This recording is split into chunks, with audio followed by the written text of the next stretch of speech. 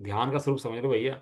ध्यान का स्वरूप वास्तव में समझना है तो ध्यान के स्वरूप के लिए ध्यान मत समझो, श्रद्धा को समझो। क्या कहा वो भाई?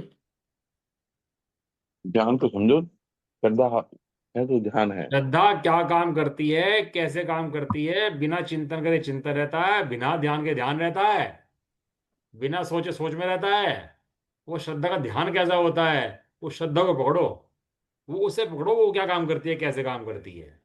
नहीं, श्रद्धा है तो फिर ध्यान की जरूरत क्या है? श्रद्धा ही अपने आप में ध्यान है। श्रद्धा ही ध्यान है, लेकिन वो श्रद्धा पकड़ में आती नहीं, श्रद्धा का कार्य समझ में आता नहीं।